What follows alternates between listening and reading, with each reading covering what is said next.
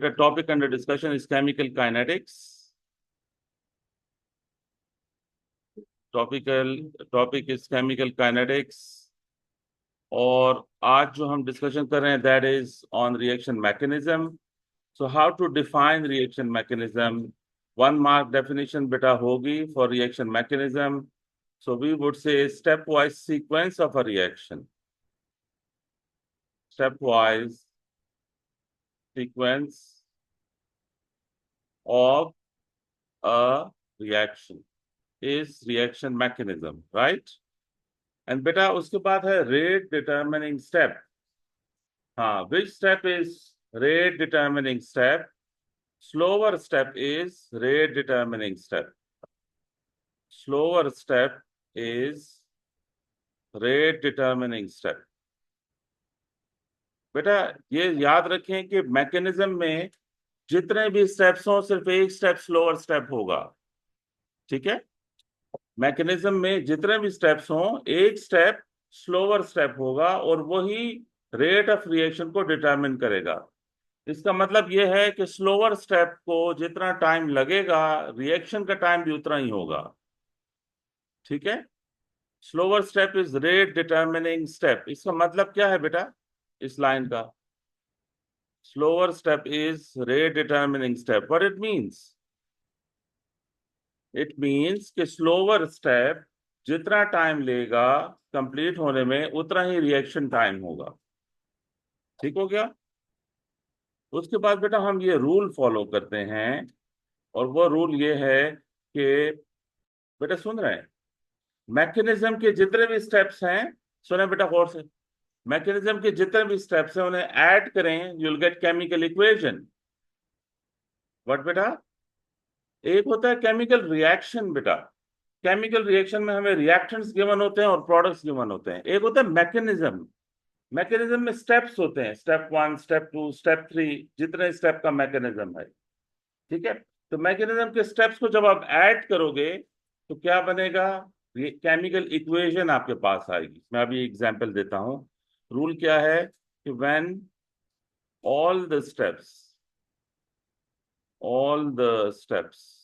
of reaction mechanism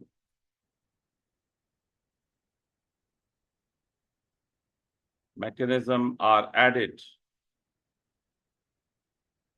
जितने भी steps हैं रिएक्शन मैकेनिज्म के, जब आप उनको ऐड करोगे तो what we get chemical equation,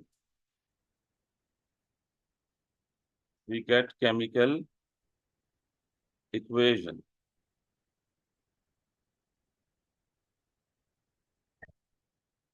अब इसकी एक्सप्लेनेशन क्या है बेटा? एक्सप्लेनेशन देखिए। फॉर एग्जाम्पल बेटा, गिवन मैकेनिज्म, आपको ये मैकेनिज्म मेमोराइज नहीं करना, मैकेनिज्म इज गिवन हियर। तो ये बेटा एक मैकेनिज्म है जिसका ये स्टेप 1 है, दिस इज स्टेप 1। ये आपको मेमोराइज नहीं करना, ये गिवन है। And this is step 2।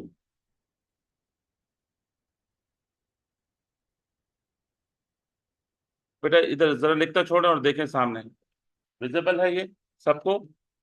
इसको मैं यहां ले लूं। बेटा इधर देखें, रूल क्या है? When all the steps of reaction mechanism are added, we get chemical equation. देखें, try to understand. और ये दो steps हैं जो कि given है for reaction mechanism. How can we add them? इन दो steps को जब add करेंगे, what will happen? This F will be cancelled out. जो पार्टिकल कैंसिल हो रहा है बेटा वो पार्टिकल है इंटरमीडिएट। क्या है? How to define intermediate?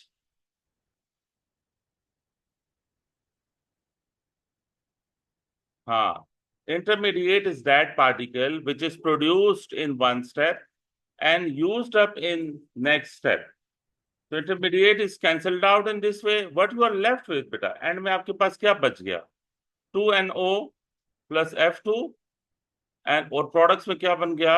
2NOF। तो जो आपने ऐड किया, ये स्टेप्स जो थे ना, स्टेप 1 एंड स्टेप 2, वो था मैकेनिज्म। लेकिन जब आपने मैकेनिज्म के स्टेप्स को ऐड किया, what you get chemical equation. Concept clear हुआ बेटा? कि मैकेनिज्म के स्टेप्स को जब आप ऐड करोगे तो what you get chemical equation. ठीक है, ये कॉन्सेप्ट था जो अंडर डिस्कशन रहा है। जस्ट डू राइट, जिन बच्चों ने लिखना है लिख लें।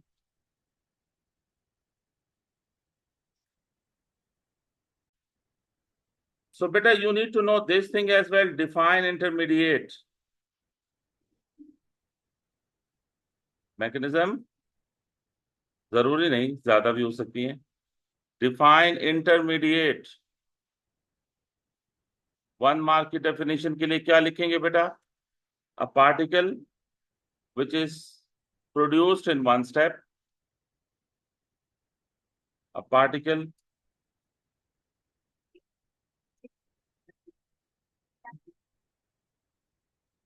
reactions। बेटा ये जो स्टेप 1 और स्टेप 2 लिखे हैं ये स्टेप्स हैं।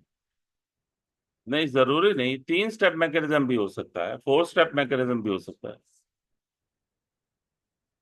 होगा, यस। इंटरमीडिएट प्रोड्यूस होगा, yes. A particle that is produced in 1 step and used up in next step। तो बेटा ऐसा पार्टिकल क्या होगा? इंटरमीडिएट होगा, जो एक स्टेप में प्रोड्यूस हो और अगले स्टेप्स में यूज्ड अप हो।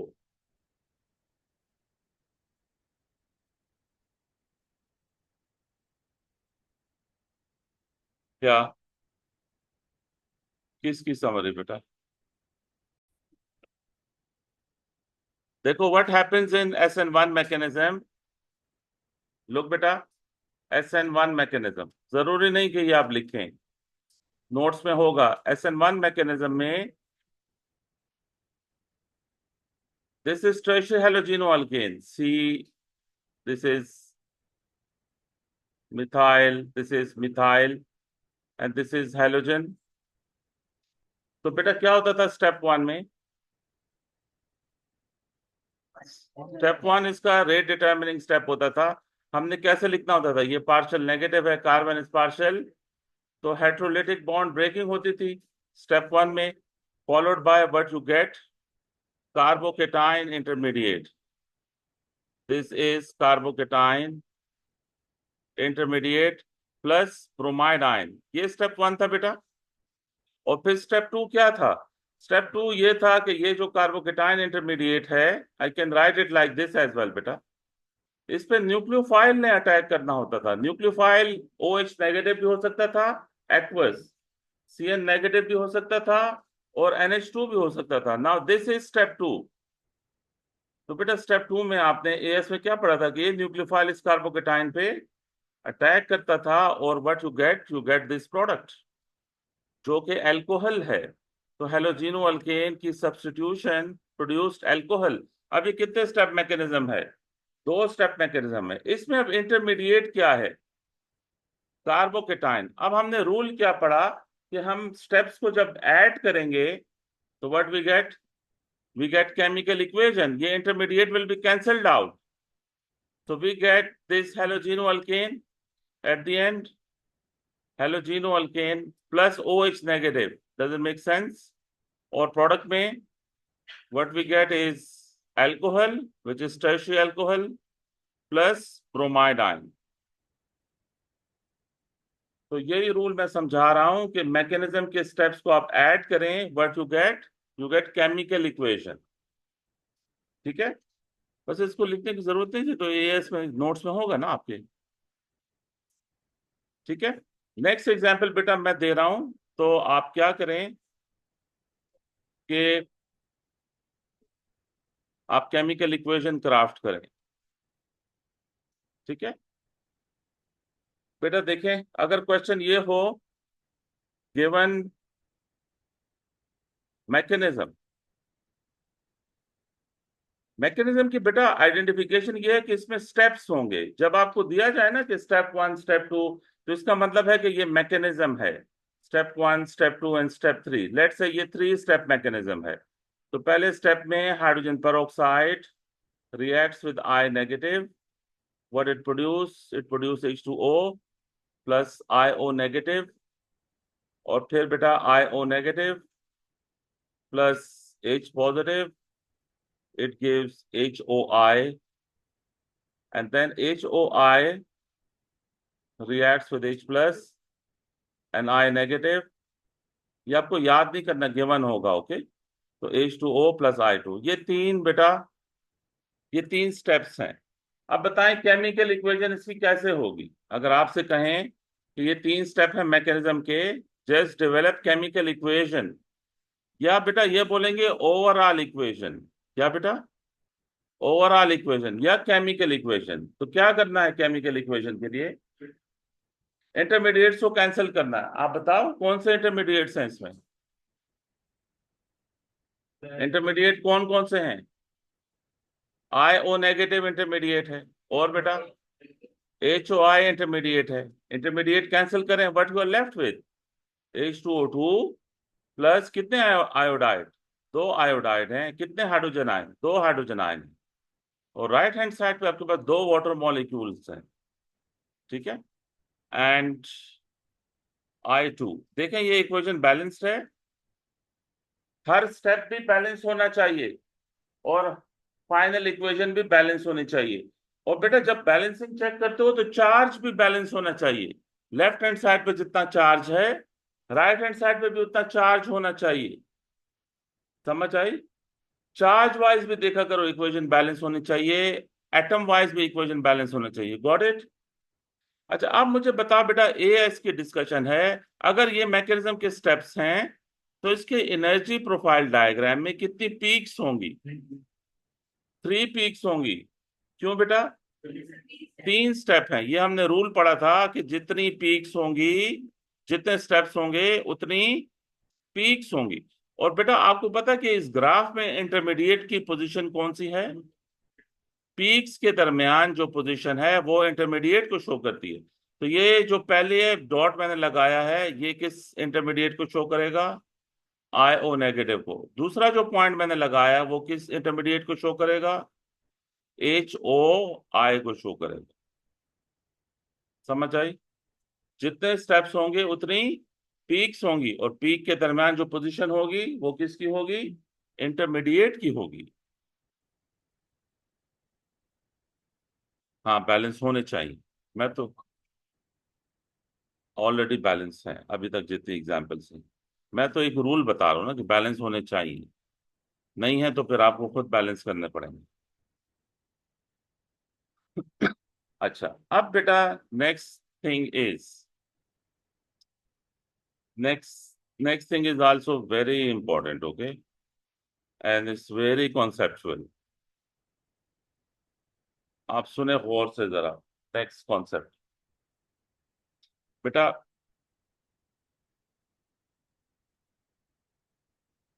बेटा ये नेक्स्ट पॉइंट जरा गौर से सुने, ओके। जस्ट आई वांट कि आप सब सामने देखें, सामने देखें बेटा। देखो इसके हाइड्रोजन पर ऑक्साइड के कितने मोल्स हैं, 1 मोल है। इसका ये मतलब नहीं है कि इसका ऑर्डर फर्स्ट है, यानी इक्वेशन में जो मोल्स होंगे वो ऑर्डर को शो नहीं करेंगे, because order is experimental thing. Order क्या था बेटा, ऑर्डर ये था, जीरो ऑर्डर का क्या मतलब है कि कंसंट्रेशन रेट को इफेक्ट। फर्स्ट ऑर्डर का क्या मतलब है कि कंसंट्रेशन डबल करें रेट डबल हो जाएगी। सेकेंड ऑर्डर का क्या मतलब था, कंसंट्रेशन डबल करें रेट 4 टाइम्स इंक्रीज होगी। ये ऑर्डर का मतलब है। ऑर्डर का मतलब है कि कंसंट्रेशन रेट को किस तरह इफेक्ट कर रही है। तो ऑर्डर फिर एक्सपेरिमेंटल थिंग हुई। तो ऑर्डर, बैलेंस्ड इक्वेशन के जो मोल्स होते हैं वो ऑर्डर को शो नहीं करते। जैसे हाइड्रोजन पर ऑक्साइड का 1 मोल है तो जरूरी नहीं कि ये फर्स्ट ऑर्डर हो। हाइड्रोजन आयन के कितने मोल्स हैं बेटा बैलेंस्ड इक्वेशन में, 2 मोल हैं। तो ये जरूरी नहीं कि सेकेंड ऑर्डर हो। सॉरी, आयोडाइड आयन के कितने मोल्स हैं, 2 मोल्स हैं। तो ये जरूरी नहीं कि सेकेंड ऑर्डर हो आयोडाइड का। समझ आ रही है क्या मैं बोल रहा हूं? क्या क्या मैं कहना चाह रहा हूं कि जो बैलेंस्ड इक्वेशन के मोल्स हैं वो ऑर्डर जरूरी नहीं, यानी हम केमिकल इक्वेशन से ऑर्डर आइडेंटिफाई नहीं करेंगे, ये रूल है, इसको ध्यान में रखना है। बैलेंस इक्वेशन के मोल्स ऑर्डर नहीं होंगे, लेकिन स्लो स्टेप में जो मोल्स होंगे वो ऑर्डर होंगे। क्योंकि स्लो स्टेप क्या होता है बेटा? रेट डिटरमिनिंग स्टेप होता है, और ऑर्डर का भी लिंक रेट के साथ होता है। तो स्लो स्टेप के जो मोल्स होंगे वो ऑर्डर होंगे, लेकिन इक्वेशन, बैलेंस्ड केमिकल इक्वेशन के जो मोल्स हैं वो ऑर्डर नहीं होंगे। ये बात याद रहेगी। अब स्लो स्टेप के मोल्स ऑर्डर कैसे होंगे उसकी हम एग्जांपल्स करेंगे। अभी पहले आप ये लिख लें रूल। रूल क्या है? रूल बेटा ये है कि रेट इक्वेशन, बेटा रेट इक्वेशन के लिए आपको ऑर्डर चाहिए ना, तो rate equation can not be made from balanced chemical equation.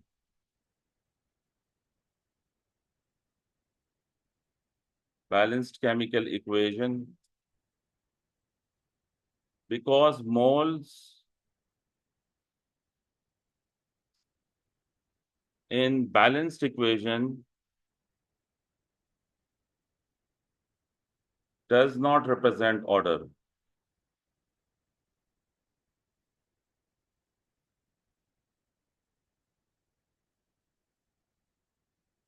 तो order, ये तो हो गया बेटा पहला point.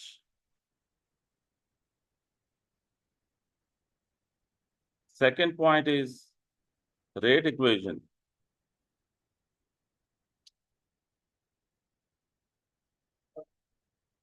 next week can be, नहीं, इलेक्ट्रोकेमिस्ट्री नेक्स्ट वीक में ट्रांजिशन एलिमेंट स्टार्ट करूंगा, फिर electro. Rate equation can be made from slower step of mechanism. Mechanism के स्लोअर स्टेप से हम रेट इक्वेशन बना लेते हैं। Okay, and the third thing is beta, which is very important. Okay, this third point is very important. Moles in slower step, moles in slower step will be taken as order, will be taken as slower step में जो moles होंगे उनको हम as an order लेंगे। तो एक example मैं करता हूं और फिर नेक्स्ट एग्जांपल आपको दूंगा बेटा कि आप उसको अटेम्प्ट करें। हाँ, कौन सा स्टेप स्लोअर है ये गिवन होगा। Okay, given reaction mechanism.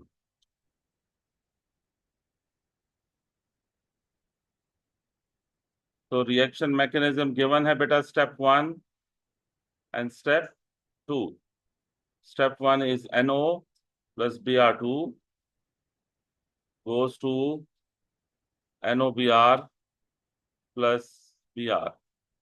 Step 2 is NO plus Br and it goes to NOBr. बेटा देखें जरा सामने,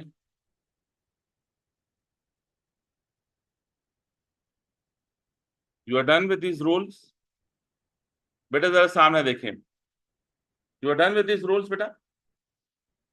एक मिनट, थोड़ी देर बाद फिर इसको रूल्स दिखा दूंगा जिन बच्चों ने नहीं लिखा। गौर से देखें बेटा, ये कितने स्टेप्स हैं। बैलेंस्ड केमिकल इक्वेशन क्या होगी अगर ये स्टेप्स हैं? इक्वेशन क्या होगी बेटा? जो केमिकल इक्वेशन होगी वो क्या होगी? इंटरमीडिएट बी आर है ना। जब बी आर कैंसिल कर लें, what you are left with 2NO sorry 2NO plus Br2, what it gives 2NOBr। Okay, अब अगर एग्जामिनर ये कहे कि स्टेप 1 स्लो स्टेप है, क्या बेटा? स्टेप वन स्लो स्टेप है। अगर ये गिवन होगा, आपको बताएंगे कि स्टेप वन स्लो स्टेप है। और से देखें बेटा, स्टेप वन में कौन कौन से रिएक्टेंट्स हैं?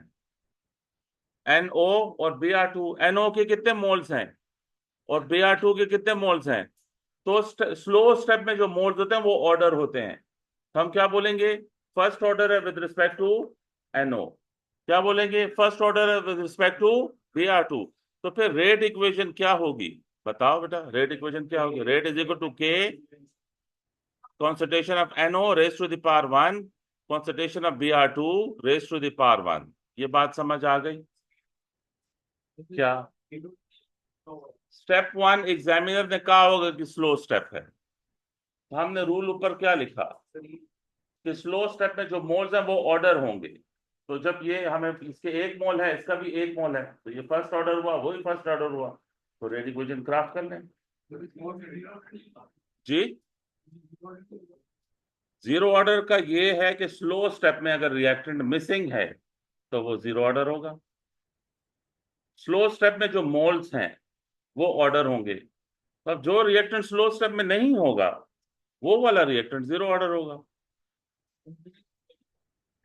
तो अगर ये Br2 इधर ना होता, वो तो अब मैकेनिज्म पे डिपेंड करता ना। ये मैकेनिज्म जो मैंने लिया इसमें दोनों रिएक्टेंट थे, तो अगर ये Br2 इधर ना होता स्टेप वन में, तो मैं बोलता Br2 का जीरो ऑर्डर है। आ जाएंगे वर्कशीट में ऐसे क्वेश्चन। और पूछें। अब ये अगला ट्रिकी है थोड़ा सा, देखें स्टेप टू अगर स्लो स्टेप है। क्या बेटा? अगर कहें if step one slow step है, फिर रेट इक्वेशन ये है। इफ स्टेप टू, बेटा देखें सामने, लिखे नहीं, सामने देखें। अगर स्टेप टू स्लो स्टेप है और ये गिवन है, फिर रेट इक्वेशन कैसे होगी? देखो, स्टेप टू में आपके पास है इंटरमीडिएट। इंटरमीडिएट आप नहीं लिख सकते रेट इक्वेशन में। इंटरमीडिएट तो रिएक्टेंट नहीं है ना? क्या इंटरमीडिएट रिएक्टेंट है? रेट इक्वेशन में रिएक्टेंट लिखते हैं, तो इंटरमीडिएट को आप नहीं लिख सकते। तो फिर क्या करना है इंटरमीडिएट का? वो गौर से सुने बेटा, देखें। बी आर इंटरमीडिएट था। इस बी आर को देखो कहां से आ रहा है, कहां से आ रहा है? स्टेप वन से आ रहा है। ये देखा बेटा आप लोगों ने? तो इस जो बी आर था जो स्टेप वन में था, उसके रिएक्टेंट्स क्या हैं? उसके रिएक्टेंट्स NO और Br2 हैं। तो मैं इंटरमीडिएट की जगह पे NO प्लस Br2 लिख दूंगा। Does it make sense? आप इंटरमीडिएट को देखो किस स्टेप से आ रहा है, उस स्टेप के रिएक्टेंट्स इंटरमीडिएट की जगह लिखो। समझ आई? इंटरमीडिएट को आपने चेक करना है किस स्टेप से आ रहा है। जिस स्टेप से इंटरमीडिएट आ रहा है उसके रिएक्टेंट्स रिप्लेस कर दो। तो अब अगर इस इंटरमीडिएट की जगह मैं ये रिएक्टेंट्स लिख दूं, तो NO के कितने मोल्स हो गए स्टेप टू में? 2 मोल्स हो गए। तो ये हो गया second order with respect to NO, और ये हो गया first order with respect to Br2। अगर स्टेप टू स्लो स्टेप है तो ये रेट इक्वेशन होगी। अब वन बाय वन क्वेश्चन करें जी। NOBr भी बन रहा है, यस। तो लेकिन NOBr का कनेक्शन नहीं था यहां से, हमने, हाँ, उसको इग्नोर कर दें। हम इंटरमीडिएट को ट्रेस करेंगे। इंटरमीडिएट के जो रिएक्टेंट्स होंगे पिछले स्टेप के, वो लिखेंगे इंटरमीडिएट की जगह, और फिर क्राफ्ट करेंगे रेट इक्वेशन। NOBr तो प्रोडक्ट है ना, हमने रेट इक्वेशन में रिएक्टेंट्स लिखने हैं। कहाँ टू लगना चाहिए बताओ? कहाँ पे? यहाँ यहाँ टू लिखना चाहिए। नहीं, ये तो हम वो कर रहे हैं ना, उसको रिप्लेस कर रहे हैं, प्रॉपर इक्वेशन तो नहीं है ना। इस इंटरमीडिएट की जगह हम ये रेट इक्वेशन के लिए सब्स्टिट्यूट कर रहे हैं, not for the equation. Step तो अपनी जगह पे एज इट इज है जी। जी बेटा, ये आप लोग बताएं, अगर के हो given equation, given chemical equation is like this: 2ICl plus H2 and it gives HI to HI plus Cl2। ठीक है, ये गिवन इक्वेशन है। और फिर गिवन मैकेनिज्म, मैकेनिज्म भी गिवन है।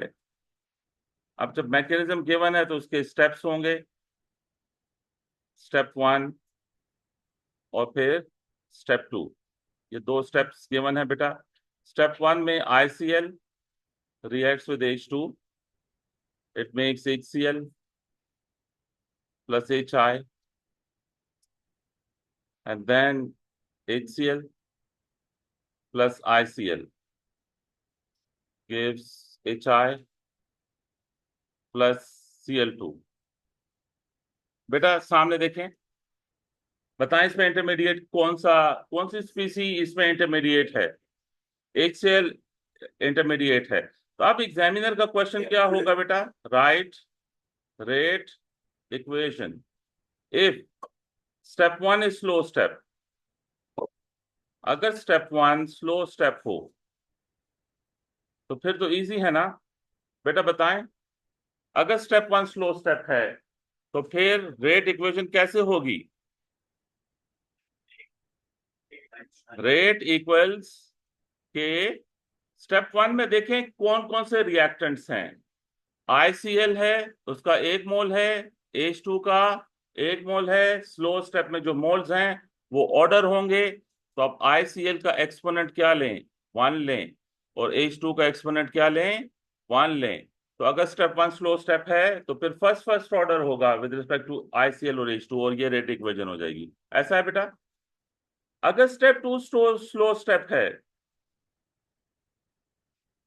आप लोग बताएं बेटा, लिखना छोड़ें बेटा, सामने देखें। आप लोग बताएं, अगर स्टेप 2 स्लो स्टेप है फिर रेट इक्वेशन कैसे लिखनी है? इसमें इंटरमीडिएट नहीं लिख सकते आप रेट इक्वेशन में। इंटरमीडिएट क्या था? HCl था बेटा।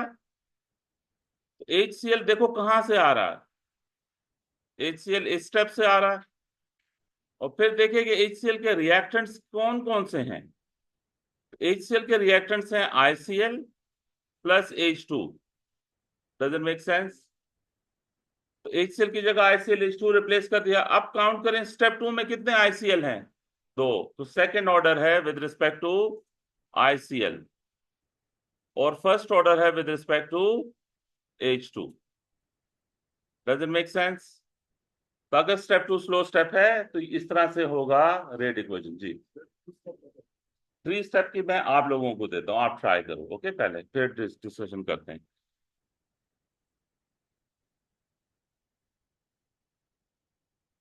स्टेप 1 हाँ इज द इजीएस्ट। स्टेप 1 अगर स्लो स्टेप है तो फिर rate equation is the easiest. Step 2 है तो उसमें इंटरमीडिएट होगा, उसे हैंडल करना है।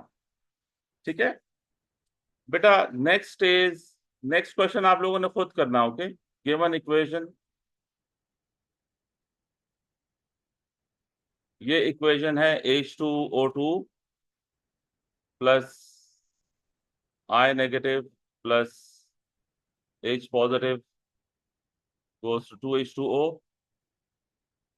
बैलेंसिंग के लिए द 2 लगा दें, और द 2 लगा दें प्लस I2। और given mechanism,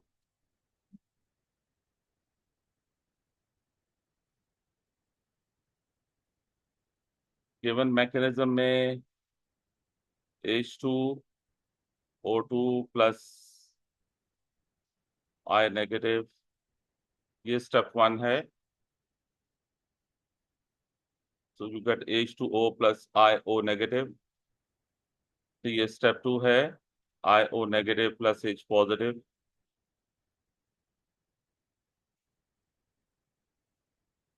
HOI,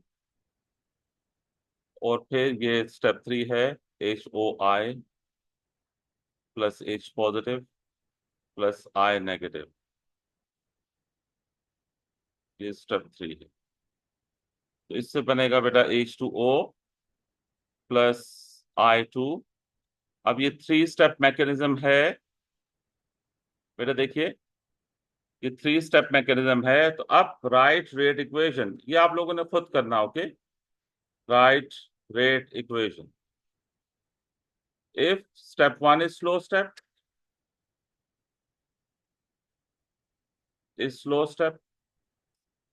if step 2 is slow step,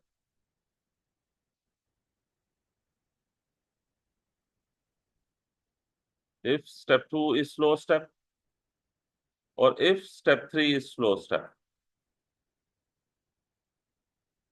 चले बेटा ये आप खुद करें।